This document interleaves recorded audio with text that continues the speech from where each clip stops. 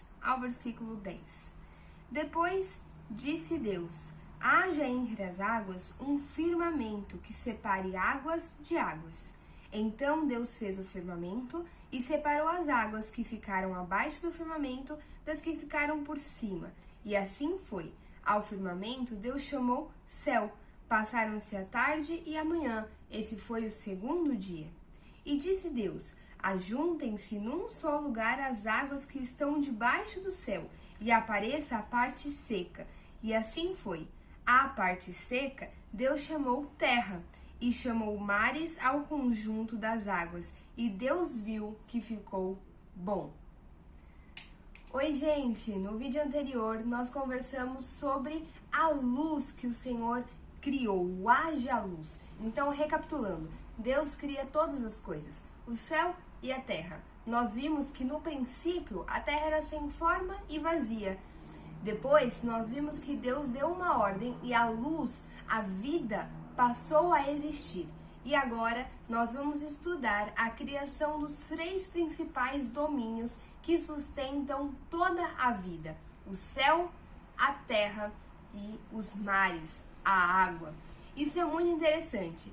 Esses são 3 ambientes, 3 domínios que vão sustentar a vida. A vida acontece nesses 3 ambientes: céu, mar, terra. E esses domínios, eles falam muito a respeito do nosso Deus. Afinal de contas, a própria palavra nos diz que toda a vida, toda a criação é sustentada pela palavra de Deus. Ou seja, é sustentada pelo próprio Jesus, porque nós já estudamos aqui que a palavra diz respeito ao próprio Jesus Cristo, que estava com Deus na criação e era Deus na criação. E os 3 domínios vão sustentar a vida, no sentido de vão dar base para que a vida aconteça. O texto diz que Deus separa as águas, então Deus vai começar a organizar ali aquele montante de água que tinha. Lembra lá do versículo 2, que fala sobre o abismo, e que eu expliquei para vocês que esse abismo era uma palavra usada para dizer sobre muita água? Então existia já água, a água já havia sido criada. E agora Deus vai começar a organizar. E o primeiro ato para organizar a água que ele faz é criar um firmamento que vai separar as águas de cima das águas de baixo. O que é esse firmamento? É o céu que nós conhecemos hoje, esse céu onde nós olhamos e enxergamos as estrelas, onde nós enxergamos o sol, onde nós enxergamos a lua.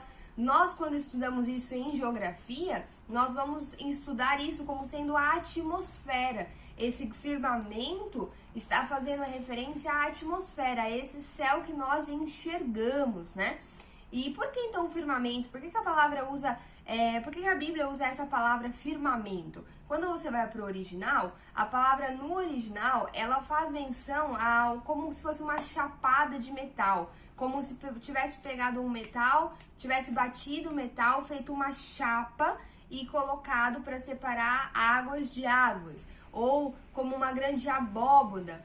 Por quê? Porque vamos pensar com a mentalidade do homem daquela época. Ele olhava para o céu e ele tinha a impressão de que o céu era como um semicírculo, como uma chapa mesmo de metal, com um formato de meio círculo, como uma abóboda, né? Com esse formato. Então eles vão falar isso, que Deus fez um firmamento, Deus fez um formato arredondado, Deus começou a atribuir forma àquela massa que era sem forma e vazia. Então agora existe uma forma arredondada, existe ali uma forma de abóboda, e aí eles chamam isso de firmamento, mas nada mais é do que o próprio céu que nós conhecemos hoje. E por que a gente sabe isso? Porque a Bíblia diz que existiam as águas de cima desse firmamento e as águas de baixo. As águas de cima são o quê? As nuvens, porque as nuvens, gente, é água no seu formato de condensação. Lembra? A água vai se condensar, depois ela precipita, formando então a chuva que nós conhecemos. Então a nuvem, ela é uma água que condensou. Então existem as águas de cima. E nós temos as águas de baixo, que nos próximos versículos ele vai explicar pra gente que ele organizou essas águas, ele deu a ordem para que as águas se unissem toda num único lugar, e então surgisse a parte seca que ele chamou de terra. Veja, isso é muito curioso, porque quando a gente lê esses versículos, dá a impressão de que existia um único continente, certo? Porque Deus uniu num único lugar toda a água e então apareceu a parte seca, uma parte seca e toda a água, então um continente e os mares. Isso é muito curioso porque me faz lembrar da época da escola em que nós estudávamos a teoria da deriva continental. Eu não sei se você chegou a estudar isso, mas é muito interessante. Era a teoria de que os continentes que nós conhecemos hoje, como África, América Central, América do Sul, América do Norte, Europa, enfim, de que todos esses continentes era na verdade um único continente chamado de Pangeia e que ao longo do tempo essa massa, essa terra única teria se fragmentado e teria ao longo do tempo se afastado gradativamente, formando essa estrutura, esse formato organizacional que nós temos hoje na nossa mente, que nós sabemos que é assim, porque nós temos imagens de satélite, porque nós temos coisas, tecnologia que nos ajuda a visualizar que de fato os continentes têm um desenho, têm essa organização e são separados. Então hoje não é um único continente. Hoje nós temos América, hoje nós temos África, nós temos Oceania, né? Então eles são distintos. Isso é uma teoria. E aí com o passar do tempo, criou-se também a teoria das placas tectônicas que contribuiu com essa teoria da deriva continental, porque as placas tectônicas são uma boa justificativa, um bom argumento para o movimento dessa terra. Essas placas estão em constante movimento e aí com o passar do tempo teria causado uma fenda, teria rachado o continente e aí esses pedaços de terra continuaram se movimentando, se afastando e hoje nós temos esse desenho, esse formato aí dos continentes que nós conhecemos. É uma teoria. Mas não é muito interessante como essa teoria bate muito com o que a Bíblia nos conta? E se você tiver mais curiosidade, leia sobre isso, mas a teoria da deriva continental, ela surgiu porque o cara lá, eu esqueci o nome, mas o homem que falou a respeito disso, ele começou a observar como os continentes pareciam um quebra-cabeça. Eles tinham na sua costa, né, nos seus limites, formações muito parecidas que se você aproximasse se encaixavam como um grande quebra-cabeça. E por isso ele começou a pensar que talvez no passado esses continentes teriam sido um único continente, um único pedaço de terra que ele atribuiu o nome de Pangeia. E eu acho isso muito curioso, porque a Bíblia nos diz isso, que Deus mandou que as águas se reunissem em um só lugar e então surgiu a terra. Então, nós temos mares e nós temos a terra, nós temos um continente. Eu acho isso extremamente curioso, mas é só uma informação aqui adicional.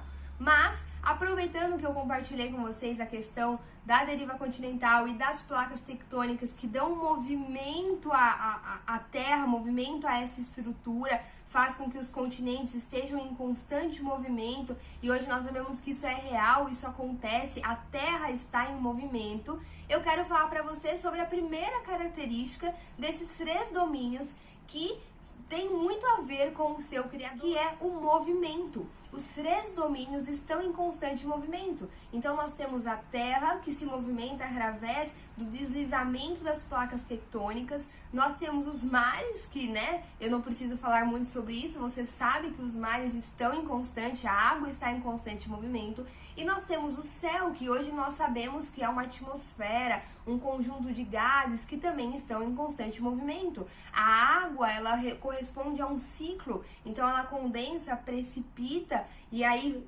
preenche os rios, os lagos, os mares, depois ela evapora, condensa novamente, precipita. Nós temos esses gases da atmosfera em movimentação. Então, os 3 domínios onde a vida vai habitar, onde a vida vai existir, eles estão em constante movimento. E assim é o nosso Deus, é um Deus que está em movimento, porque é um Deus vivo. Deus se movimenta ao longo de toda a história. Deus se movimenta ao longo da Bíblia e Deus se movimenta nos dias de hoje. A história continua sendo escrita por Deus e nós vemos ele se movimentando ao longo dos anos. Ao longo da Bíblia, conforme nós fomos aqui estudando, meditando juntos, vocês vão ver como Deus vai elaborando um plano ao longo dos anos. E cada estação espiritual, eu poderia dizer assim, existe uma ênfase, existe um foco diferente, né? Existe um plano diferente. Aqui em Gênesis nós estamos vendo a criação, estamos vendo o princípio de todas as coisas. Mais pra frente nós vamos ver o princípio da família, Deus chamando um homem, Abraão, e criando a partir de Abraão uma família especial, da onde viria o Salvador. Depois nós vamos ver Deus criando uma nação, ele vai formar uma nação do zero. Depois essa nação, né, vai começar a expandir até que chegue então o Messias, e aí serão outros tempos, outras estações. Deus se movimenta ao longo da história e continua se movimentando na minha vida e na sua vida. Deus é um Deus de movimento. Basta olhar para a sua jornada com Jesus. É lindo de ver. Se você começa a olhar para trás, trazer à memória tudo o que aconteceu e está acontecendo, como Deus foi trabalhando as coisas no seu coração, como você foi entendendo certas coisas, é um processo. Nunca é só uma coisa. Nunca foi aquela pessoa que falou comigo e eu conheci a Cristo. Sempre é um conjunto. Deus já vem preparando o seu coração e aí vai preparando o coração da pessoa que vai compartilhar Cristo contigo, mas você só vai realmente entender quem é Cristo porque o próprio Deus já estava trabalhando no seu coração através de várias circunstâncias. Então Deus é um Deus de movimento, Ele está em um movimento, Ele flui. Outra característica do Criador que nós vamos ver nesses 3 domínios é a sua grandeza, é o seu poder, é a sua majestade. Veja, quando nós olhamos para o céu, nós temos aquela sensação de algo grande, algo grandioso, algo distante de mim no sentido de grandeza. Eu não consigo tocar, de um certo modo, até misterioso, porque hoje nós temos tecnologia e conseguimos ter mais conhecimento do que está além do céu, digamos assim, sobre o universo e tudo mais. Mas nós, como seres humanos mesmo, nós olhamos para cima e é algo tão grandioso, algo tão distante, nós somos tão pequenininhos. E isso diz muito sobre o nosso Criador. Ele é grande, Ele é poderoso, foi Ele que nos criou. Nós somos muito pequenininhos perto dele. Nós não o conhecemos praticamente nada a respeito de Deus, porque Ele é muito, Ele é eterno, Ele não é algo que você pode colocar numa caixa, Ele é complexo demais. E, portanto, nós não o conhecemos de fato, mas estamos numa jornada de conhecê-lo cada vez mais, até que chegue a eternidade e nós então o conheceremos por completo.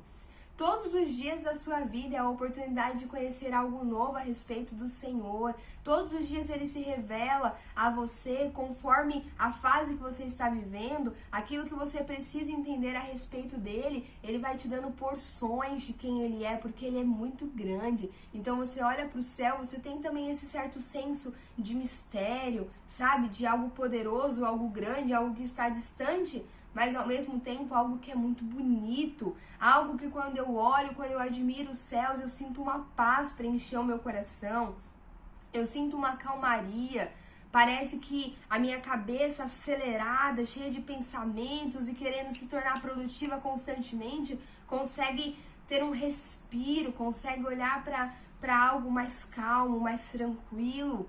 Assim é o nosso Deus. Quando nós olhamos para os mares, nós temos essa sensação de poder, de força, né? Imagine você naufragando, por exemplo, imagine você perdido em alto mar, olhando ao redor e não vendo nada, só uma imensidão de água. Traz esse poder, essa força, que atribui até um certo medo ao nosso coração, porque nós somos muito pequenos. E isso diz sobre o Senhor, porque Ele é poderoso, Ele é força.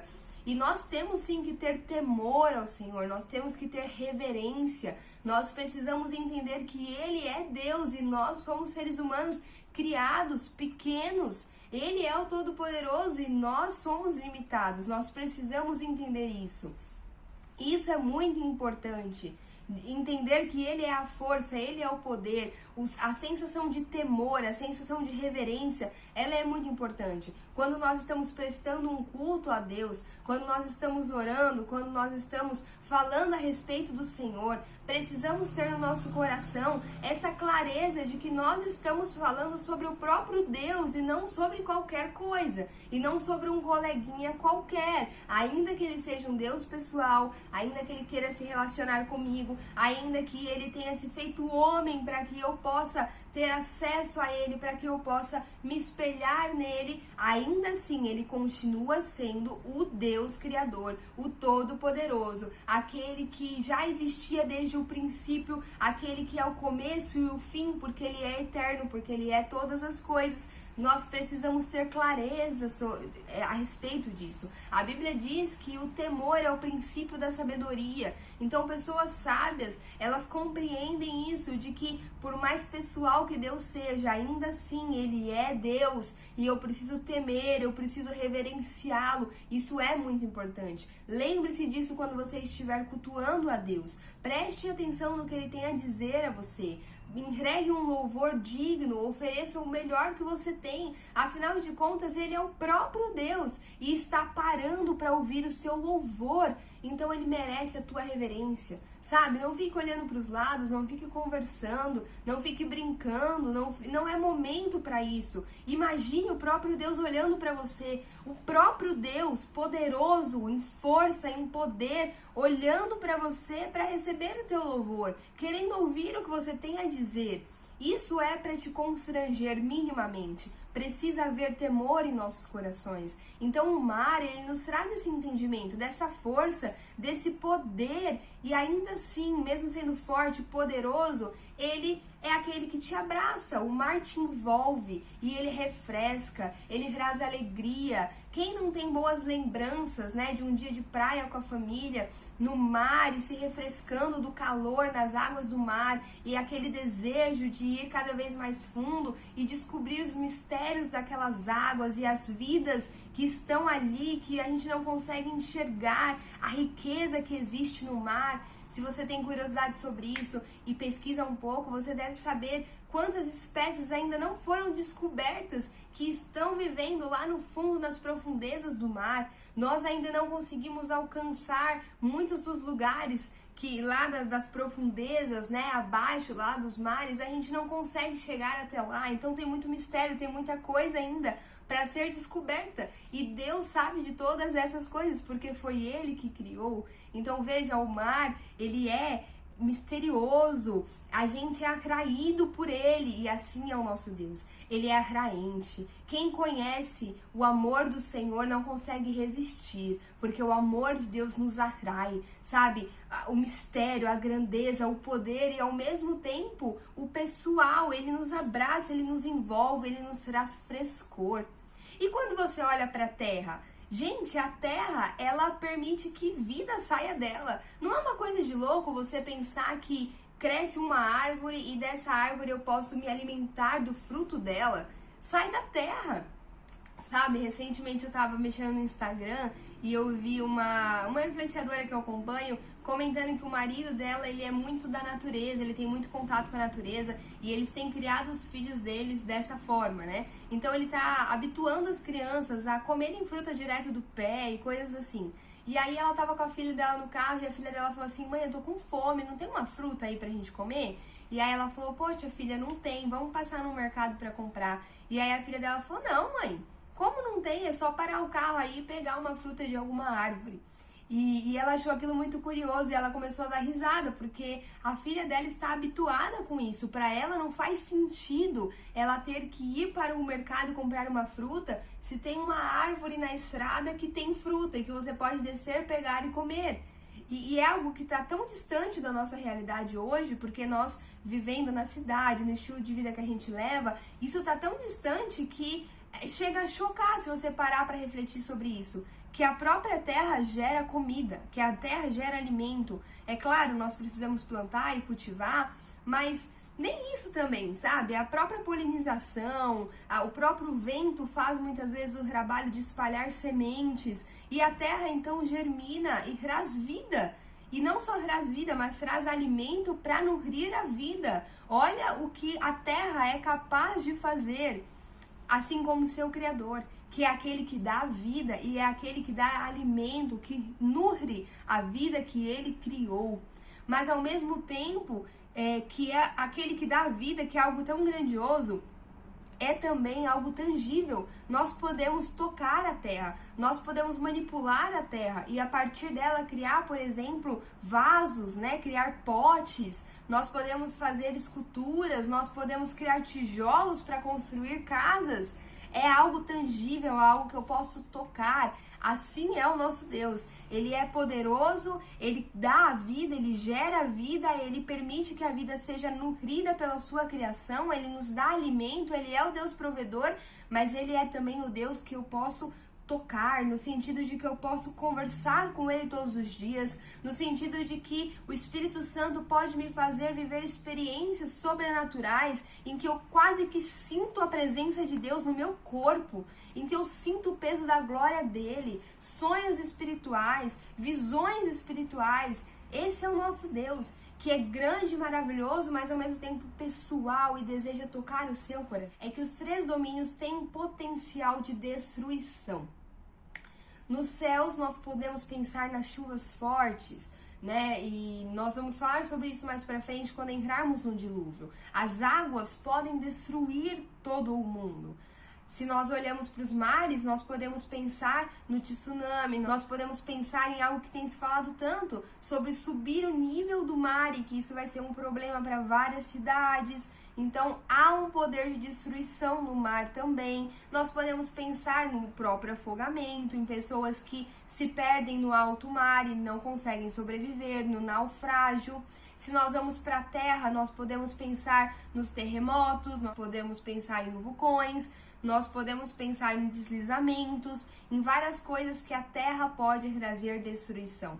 Nossa, Gi, que pesado. Por que você está dizendo isso? Porque eu não posso falar sobre Deus e omitir os seus atributos. E um dos atributos de Deus é o juízo.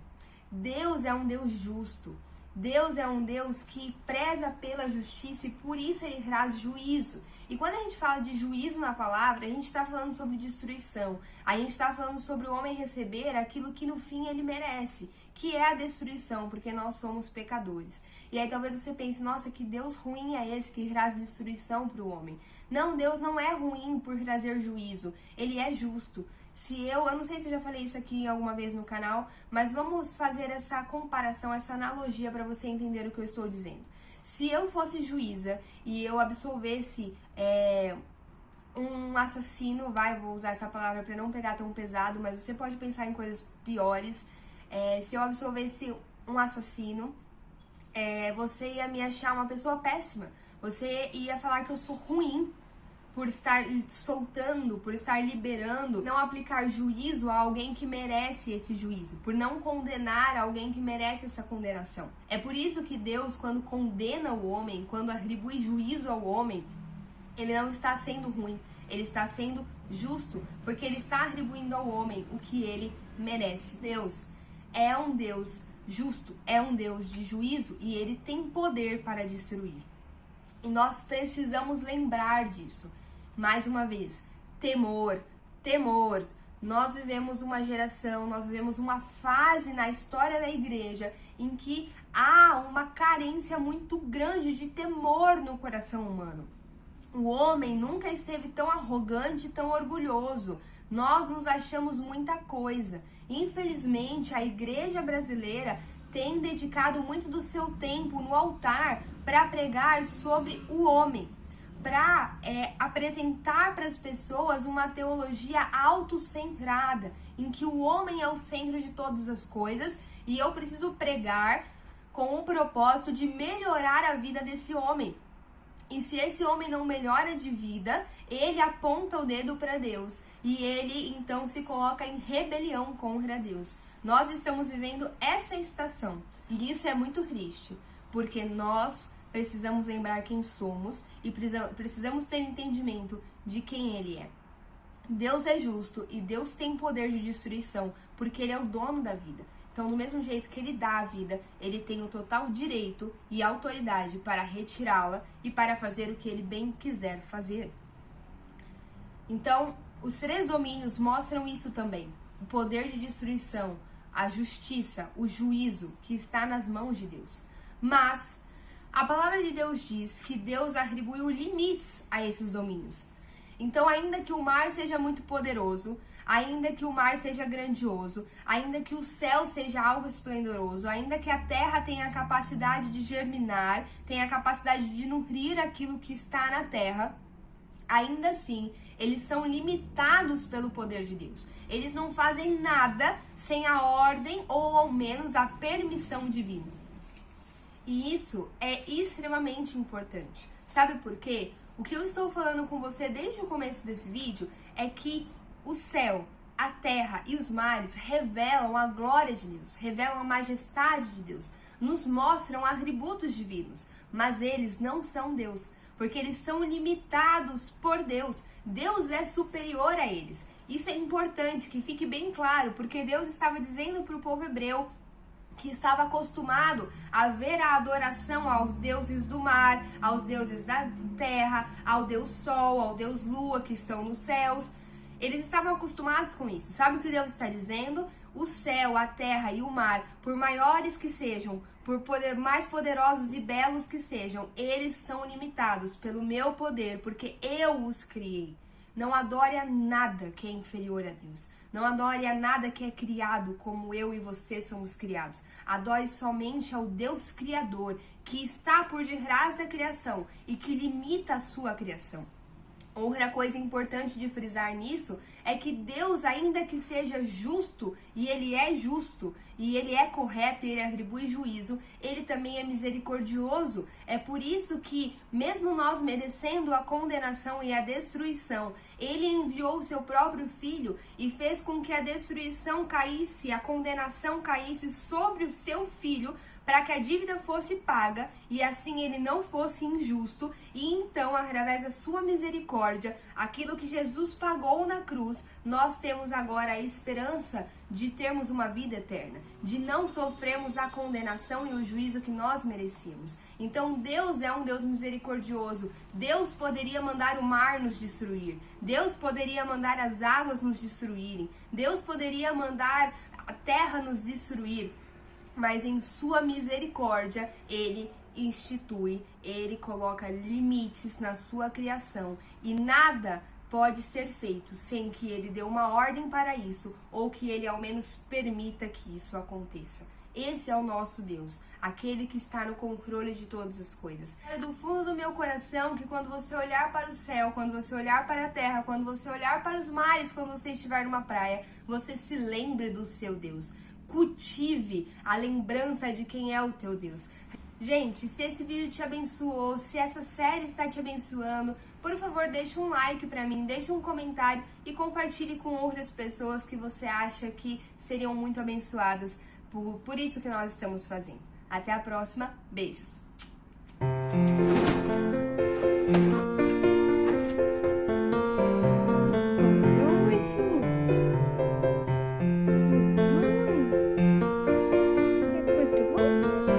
Uhum.